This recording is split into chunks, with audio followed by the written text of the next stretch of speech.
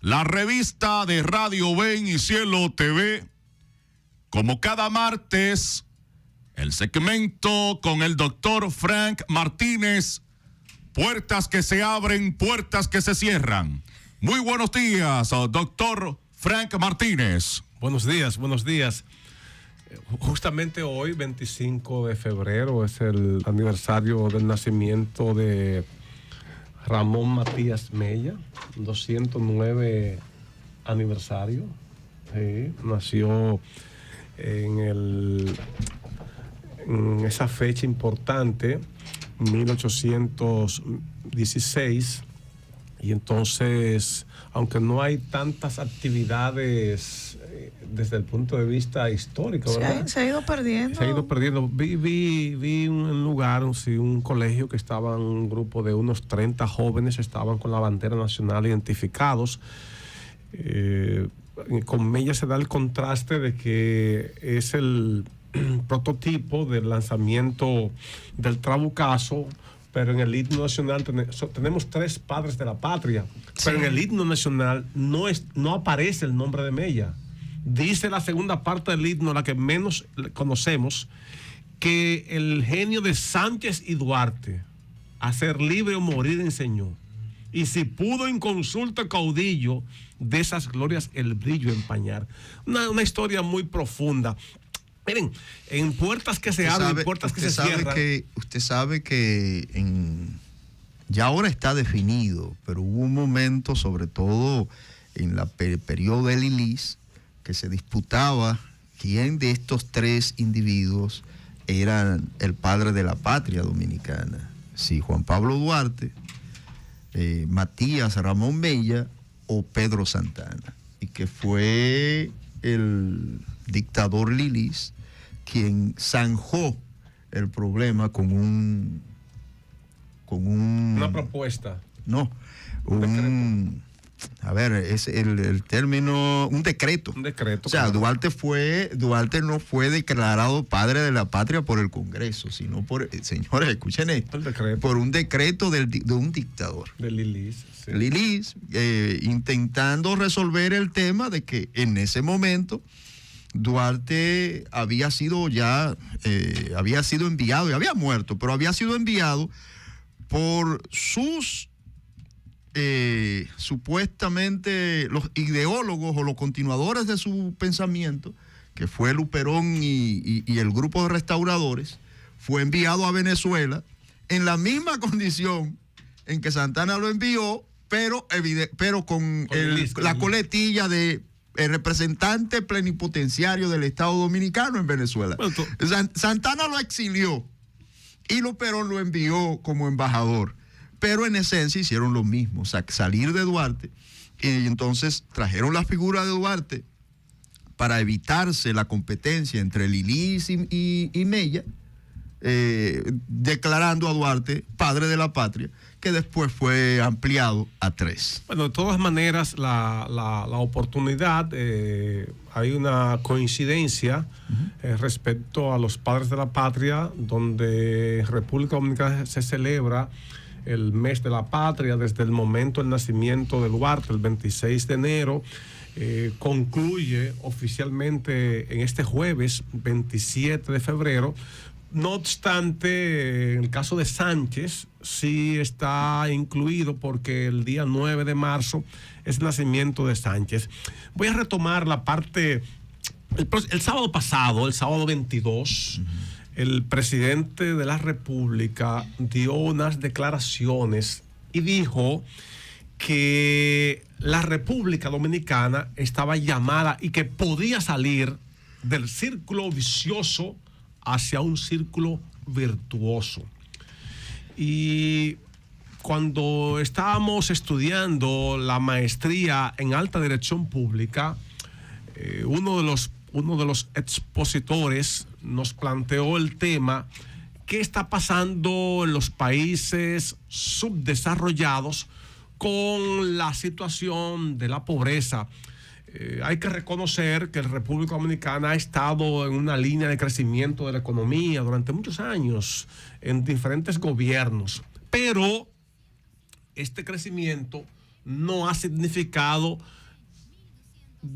eliminar la pobreza. Estamos en los paliativos. ¿Qué hacer cuando tienes un círculo vicioso? Y pudiera dar una definición de que un círculo vicioso es comenzar a dar vueltas de manera circular, y dando vueltas de manera circular difícilmente se logra romper con ese círculo, porque tenemos grandes problemas que posiblemente no sean culpa ni responsabilidad del gobierno actual, sino resultado de debilidades estructurales que hemos estado arrastrando desde hace muchos años.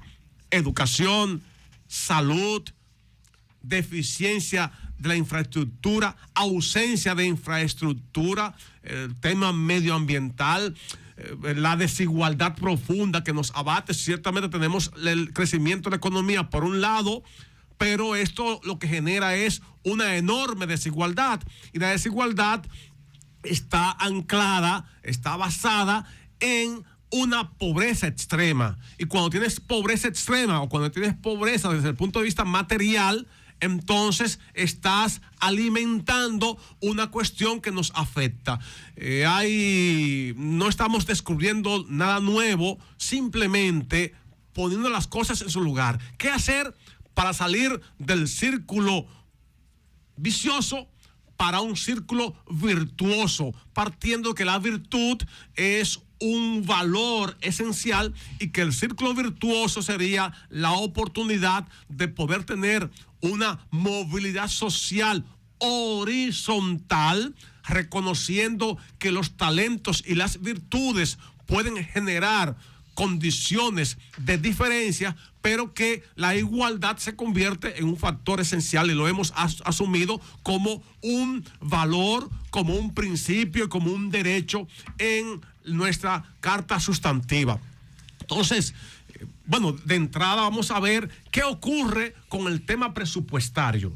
El tema presupuestario, ¿por qué? Porque tenemos un presupuesto que ya sobrepasa el billón de pesos, 1.684.000 millones de pesos es el presupuesto para el 2025, pero de entrada tenemos un déficit primario de 242.000 millones de pesos. ¿Qué implica esto? Hay que definir hacia dónde se dirige el Estado dominicano para garantizar que tengamos un sistema educativo de calidad. Y yo no estoy asumiendo esta intervención como una cuestión político-partidista. Humildemente he tenido la oportunidad de leer algunas páginas sobre estas cuestiones, pero nos indica de que haciendo más de lo mismo, y ya lo había dicho hace unos minutos Pedro Pablo, haciendo más de lo mismo, y es una expresión de Albert Einstein, no se puede esperar resultados diferentes.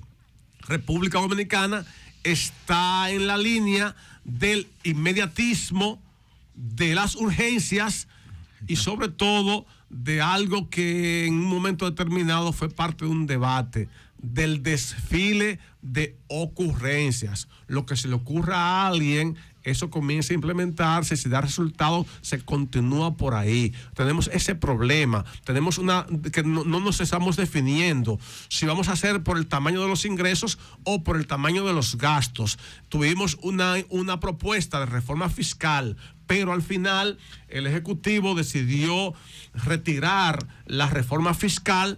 Mantenemos el problema del déficit en el presupuesto de un 3% del Producto Interno Bruto. La República Dominicana 3.5, doctor. 3.5. Estamos creciendo desde el punto de vista de la economía, pero en la práctica esto no nos está indicando de que tenemos buenos resultados. Bueno, pero estamos aplaudiendo la comparación mejor de reducción de deuda por crecimiento del PIB. O sea, yo tengo una reducción de deuda de un 61 a un 57 porque yo aumenté el PIB. Me gustaría, Andy, que le digamos a la gente que es el PIB, porque se menciona mucho. El PIB.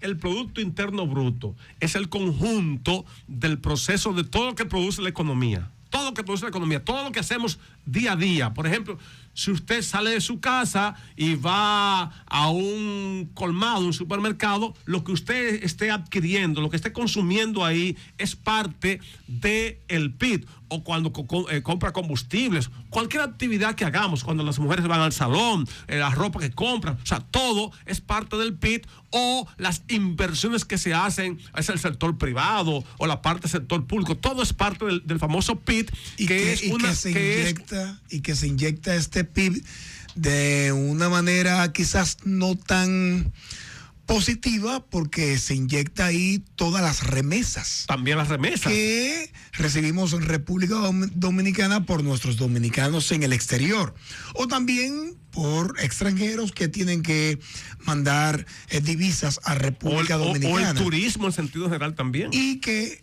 esa remesa compite en el PIB como uno de nuestros principales renglones con turismo.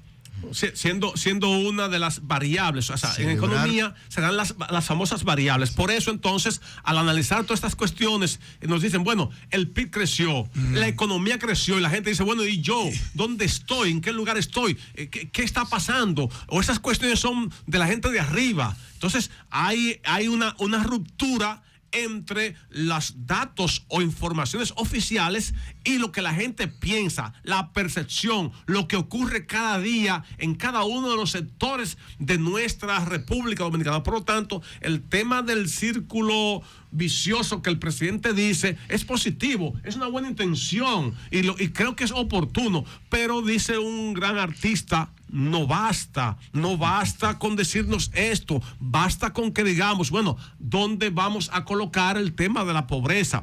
Acaba de salir una información que antes de esa información, pero Pablo tenía un comentario. Un comentario, ok. Sí, en ese contexto. Mira, celebrar la reducción del monto, o sea, celebrar la reducción porcentual de la deuda a partir del crecimiento del PIB, es como que usted tenga un negocio y usted venda 1,000 pesos diarios y le queden 1,000 pesos libres, pero de esos 1,000 pesos usted paga por deuda 100 pesos.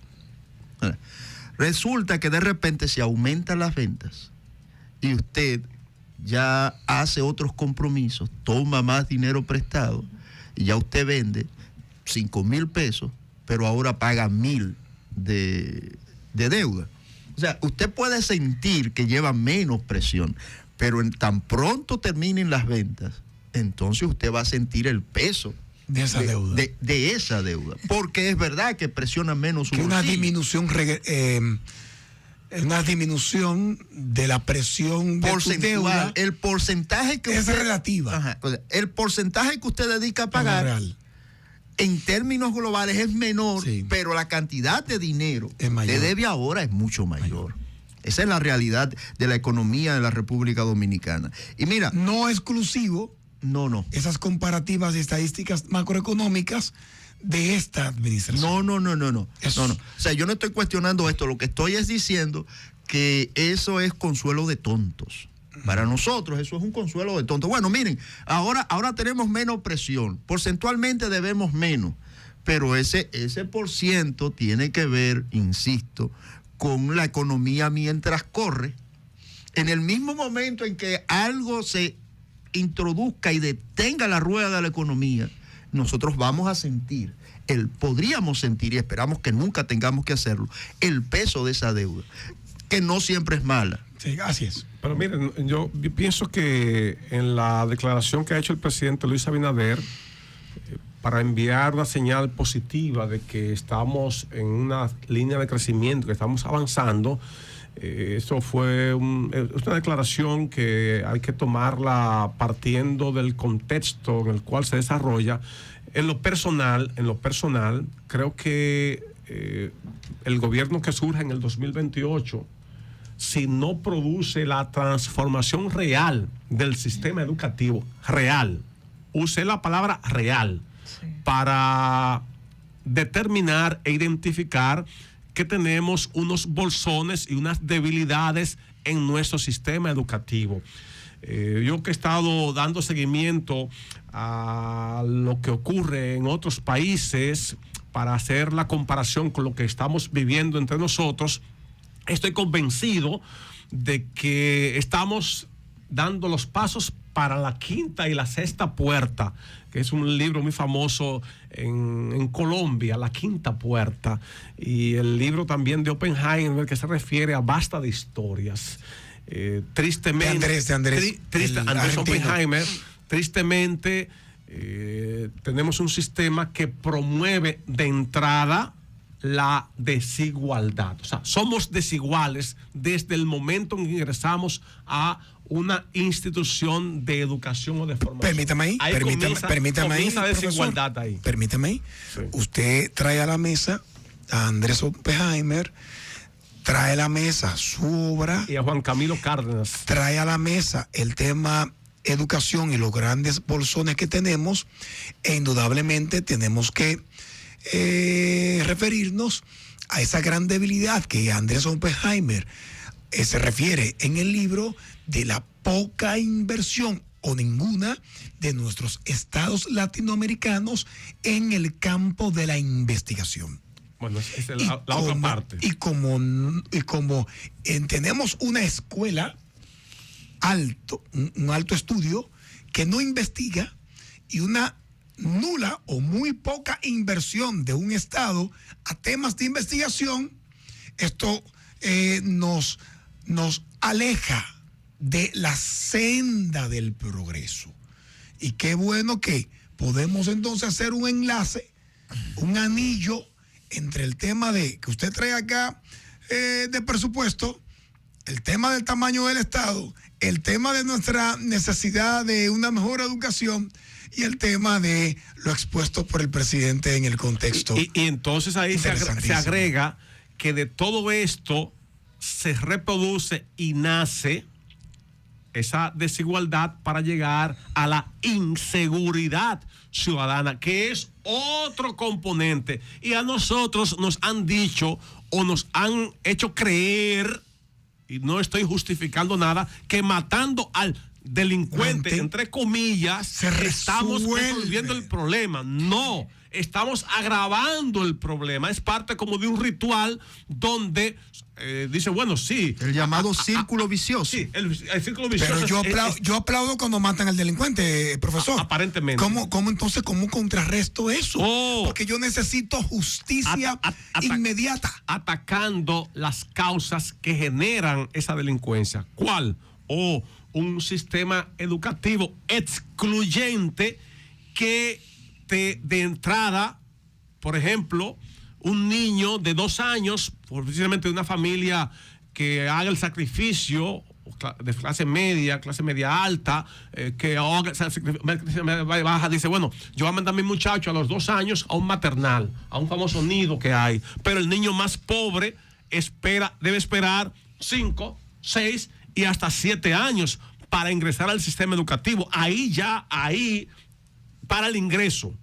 Ahora tenemos un problema donde en el contenido existe una diversidad de contenido, respetando el derecho a la iniciativa privada, pero debe ser único. El sistema de contenido debe ser el mismo a todos los niveles. A un niño que estudia en el estudio de Guaymate, un Batey, deben darle la misma clase que a un muchacho que vive en la zona urbana. Dicho sea de paso, la República Dominicana hasta hace poco, hasta 10 años antes que hoy, teníamos una deuda porque solamente un 9% de los niños de 0 a 5 años reciben educación. Sí. Eso hace 10 años que comenzó a cambiar y que tenemos un poquito más del 50%. Y entonces, eso cambió hace 10 años. Y entonces, la deuda es muy amplia. Y entonces se suma a ese hecho que lo que ha pasado con el tema de la educación es que se ha transferido el problema de los primeros años a después de los 15. Entonces tú tienes que de cada 15 estudiantes que inician en el maternal, que inician a estudiar, independientemente de la época. Okay. Sí, a los 2 años, bien, hay niños que comienzan a los 6 meses, excelente. Sí. A los 7, no importa. De esos 100, solo 15 van a llegar a estudiar a la universidad. Y de esos 15, ¿cuántos terminarán 4. el sistema educativo de... Recientemente se ha recibido una información de que un 25% de adolescentes Entre de 15 y 17 años Abandona los estudios. Está en deserción escolar. Y esto es una variable muy peligrosa. ¿Por qué? Porque tenemos que analizar el porcentaje de hogares monoparentales a los cuales pertenece ese 25%, y las razones o que de hogares, motivan. ¿Y el por qué? o de hogares disfuncionales a los que pertenecen, para entonces, si lo dejamos así, eso va a reproducir que la inseguridad es mayor. Entonces, no es un problema de que lo veamos nada más desde el printer de el análisis de arriba, sino vamos a ver qué está pasando en la estructura básica, que es la familia. Entonces, no hay tampoco una intervención del Estado para coadyuvar y para enderezar la familia o para contribuir a ayudar. ¿Qué ha hecho? No hay una relación efectiva entre la familia y la escuela, que es otro componente. Y no es que el Estado no haga el intento. La pregunta, lo que debemos analizar es ese intento, qué tan eficiente es. Yo veo ahí el gobierno que ha decidido ahora, bueno, me dicen que hace muchos días que está en esto, muchos años, mucho tiempo, ofreciendo 1,000 pesos a los padres para que envíen a sus hijos a las escuelas. Eso tiene un impacto, porque eso va a hacer que los padres, algunos padres, en lugar de mandar a sus muchachos a ganarse la vida pidiendo y haciendo otras cosas, probablemente se motiven más a llevar a sus muchachos porque sabe que al mes va a recibir un incentivo. Eso el Estado intenta. Ahora bien, la pregunta es, ¿cuál es el mensaje que le está llegando a los niños entre 15 y 17 años, que de cada 100, 25 se va a su casa y dice, esto no tiene nada que ofrecerme? ¿Por qué un niño llega a la convicción de que seguir estudiando no tiene ningún aporte para su futuro? ¿En qué momento, en qué parte de este proceso él se va convenciendo de que el tiempo que está dedicando a educarse? Antes del convencimiento es una realidad que le golpea en el hogar, en ese hogar que dijo el profesor Fran, monoparental, en ese hogar donde hay un solo individuo que está metiendo el pan en la casa y necesita alimentar al resto de la familia. Entonces, ese muchacho dice con 14 años, o yo me voy a la escuela y aquí no se come al mediodía y solamente voy a comer yo porque me dan mi alimento y mi merienda, o mami no va a poder pagar el alquiler. Y por eso tengo que yo salir y hacer algo en la calle. Y a veces ese hacer algo en el barrio, tengo una invitación de quien me atiende y me quiere y me comprende, que es el otro igual que yo, pero que conoció a alguien que le invitó a delinquir. Uh-huh. Y empieza entonces esa carrera delictiva a muy temprana edad en un barrio donde es normal hacer nada. Y como hago nada en un barrio y soy importante por hacer nada, porque al ser importante hago esquina y como hago esquina, escucho la música con el del colmado y recibo una invitación de alguien que necesita algo. Pero ese algo es vender droga. O ese algo es ir a atracar con una arma, aún sea prestado o alquilada. O prostituirse también. O prostituirse en el caso de las niñas y de otros niños también. Porque en el barrio, la verdad del Estado te da en la cara. Está ausente. Te da en la cara. Es una ausencia de Estado. Y hay un mundo paralelo de que el Estado, hay un gobierno, hay un empresariado y estamos nosotros, que vivimos en una carretera, pero que debajo de nosotros hay un submundo totalmente concomitante, paralelo, pero invisible. Mira, y que tiene sus propias reglas y códigos. Cuando analizo lo que estás diciendo, en contraparte, oyéndonos a, por ejemplo, a la Constitución, en el artículo 39 que te dice que el Estado tomará las medidas administrativas, jurídicas, para evitar la marginalidad, la vulnerabilidad, la exclusión. te indica de que estamos muy lejos de dar una respuesta positiva a lo que nos está sucediendo. Y al verlo desde ese punto de vista, con una ausencia de Estado, recuerdo una frase muy famosa de Dante Caputo. Dice, bueno, es que en nuestros estados la ausencia se convierte en una forma medular de llevar las cosas sin analizar qué va a ocurrir cuando esto no se produzca de manera adecuada. Bueno, entonces, yéndonos al círculo vicioso que dice el presidente, hacia el círculo virtuoso, se me ocurre analizar brevemente al propio Andrés Oppenheimer, cuando dice en un libro, sálvese quien pueda, sálvese quien pueda. Este título me llamó la atención. Sálvese quien pueda. ¿Para qué? Como si estuviésemos en la selva. Entonces, la vida está sujeta a cualquier determinación absurda que pueda darse o una forma de ver el panorama cuando es tan sombrío. La escuela es la clave de todo esto, la educación, la formación, los padres, la familia, la sociedad en sentido general, los buenos ejemplos. Tenemos un gasto tributario de unos 330,000 millones de pesos. Tenemos el asunto de una corrupción que no para. Tenemos el problema de la falta de pago de impuestos en muchos sectores, la colusión. O sea, hay dificultades, un déficit de un 3.5. O sea, ¿hacia dónde va la República Dominicana? Yo pienso que el presidente Luis Abinader ha dado una respuesta y ha creado una comisión anticorrupción. Si yo fuera el presidente, el 27 solicito una declaratoria de emergencia de la República Dominicana y produzco un efecto para perseguir a todo aquel que se ha robado el cuarto del pueblo. Bianca.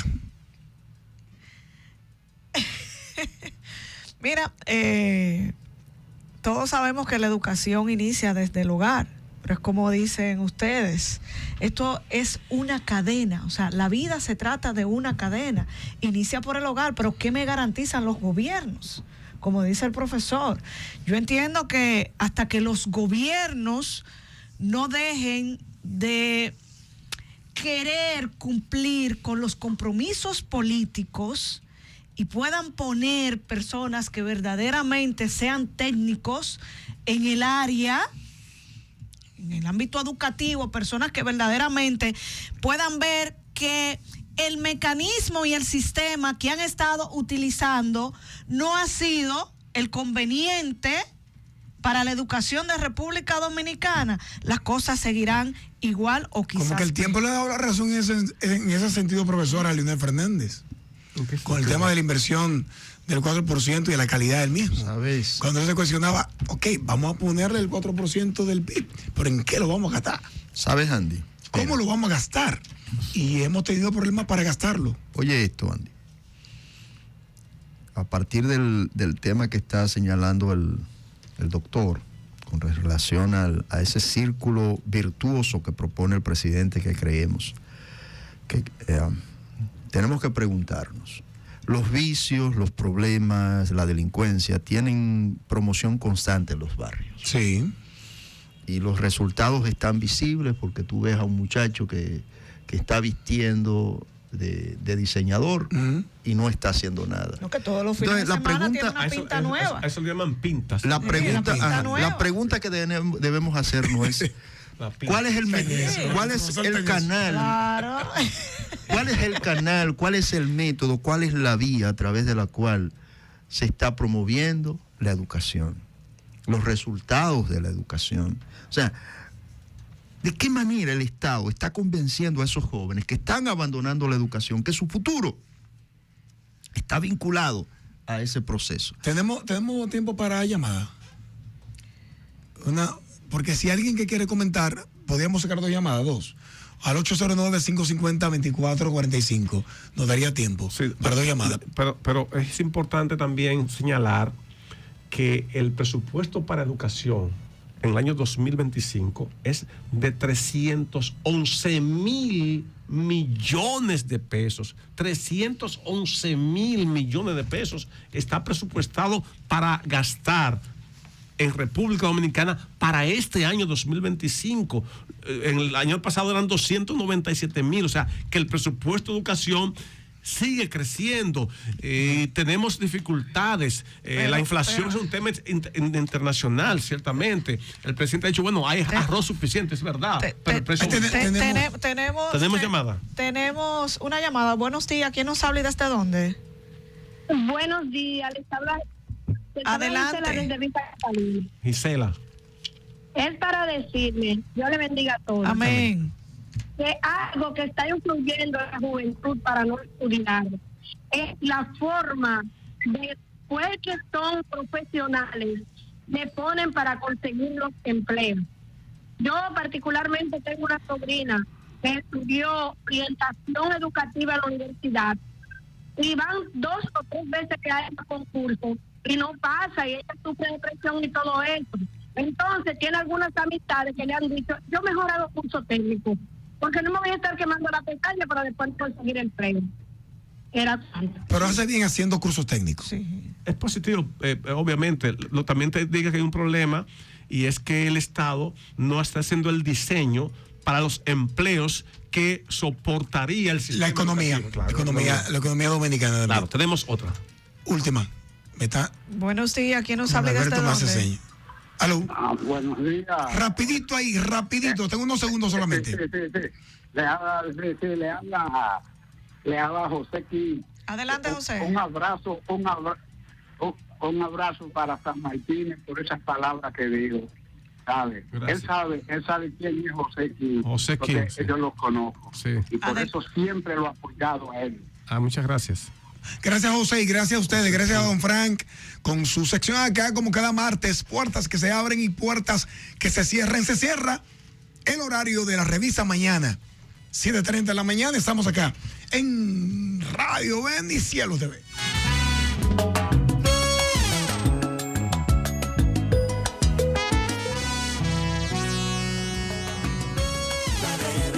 Esperamos que hayas disfrutado el programa de hoy. Será hasta una próxima ocasión cuando nos volvamos a encontrar en La Revista. Por esta radio.